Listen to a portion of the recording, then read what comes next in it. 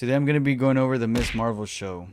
There will be some spoilers, and there won't be some spoilers. So, yeah. So I'll start off with the story. The story was pretty cool, I guess. It started off really good in the beginning. I was like okay, I can get with this. It had like a Nickelodeon, Zack and Cody, iCarly kind of like humor. It was like a high school theme like show, and it was pretty cool, I guess. But then it just got like super boring, and then until the last episode, it got a little bit exciting. But the show wasn't like it was very basic and mid. Like for example, like I said in the beginning, it was good, and then every episode after that, it felt like a history lesson. I was just getting like history lessons of the religion that they practice in the show. And even though it was interesting, I'm not here for that. I'm here for, Miss Marvel, like superhero stuff. And I get it. It tied in with the character, but I feel like there should have been like another way. I felt like I was in second period high school, man. Like it was just a history lesson after history lesson.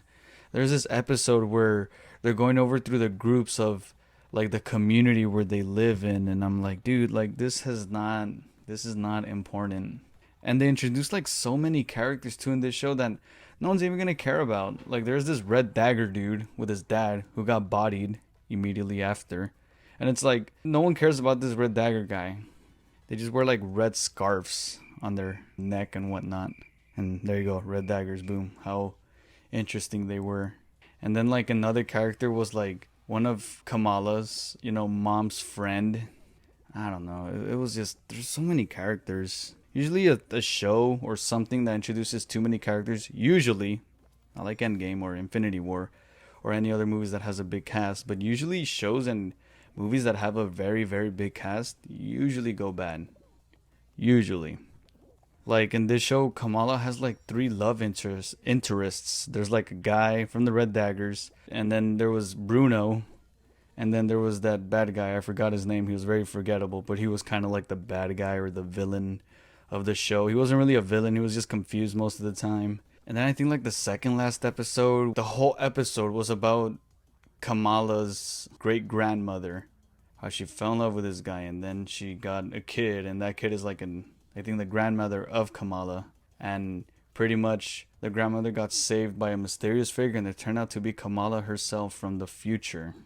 And I was just like snooze fest. I don't know. There could have been other ways to do this story if they were gonna go with that. I guess I should say.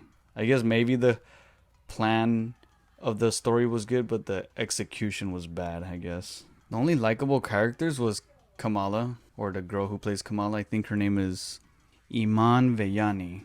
Sorry if I butchered that. But it was a likable character. Ms. Marvel was a likable character. I went into this show not knowing anything about Ms. Marvel, but she was pretty cool. Likable character. And I did like Bruno, which was one of her love interests, or her like very best friend. The one thing I liked about this guy, this might be like a side thing, but I liked how in the show he needed to pretty much decide if he was gonna go to Caltech or stay with Kamala because he loves her. And in the end, even though he loved her, and he's always been with her, and he will always be with her, or be for her, be with her, or la la la la la la, be there for her. There you go, got it, nailed it. Jeez. In the end, he decided to, go to Caltech and go for him because she likes the other guy, the villain dude or whatever. And he was just like, oh, I like her, but I'm gonna go do my thing. I don't know. It has nothing to do with the story, but I don't know. I like that about that character. And Bruno was a very likable character. So there's that. I guess a little side thing I liked. Another thing of the show that was weird is the CGI was kind of bad. I'm pretty sure they didn't get them, or maybe they didn't get enough funding for it. But there's this part where she's using her little steps with her magical powers to climb up, and the whole scene, her face isn't shown. My brother pointed that out. Also, there wasn't much action. I felt like we just got like Costco samples of action of her powers too. It's like I'm here to watch a superhero show, baby. Show me some powers. She is barely learning how to use her powers, so I guess they're using that. Like, oh, you can't see too much of her powers because she's barely learning them. So, I mean, I guess, but at the same time, this is a superhero show. I don't know. That's just how I feel. And I'm pretty sure I've said this before, but I'm a pretty big, Marvel guy. And even though I've been watching these movies and shows, and I've read some comics, not a lot, but I could definitely feel the drop, not the drop, but like the dying of the hype of Marvel. That, oh, their prime is now over with Endgame, and I can feel it. Cause with Moon Knight, I didn't feel it was that. I don't know. I felt like it was kind of overrated. Yeah, I know, but that's just the way I felt. So I was just thinking like, okay, maybe I just didn't like this show. Let's see Miss Marvel. And then when I saw Miss Marvel, I was like, ugh. I feel like some people are just watching these shows and movies just to like go along for the ride, like just to see what happens. And you got nothing else better to do. You want to go to the theaters? Oh, let's go watch Thor. Oh, there's nothing on TV. Let's go watch Miss Marvel. This show is too overall. This show is too. It's too safe. Marvel's always playing it safe. There was this. There's an episode where I think it's Kamala, her brother's wedding, and there's a bunch of these bad guys, the main bad guys, and they're gonna come and they were gonna go and like kill everyone. So normally when I was watching the show, I would just be laying down, bored out of my mind.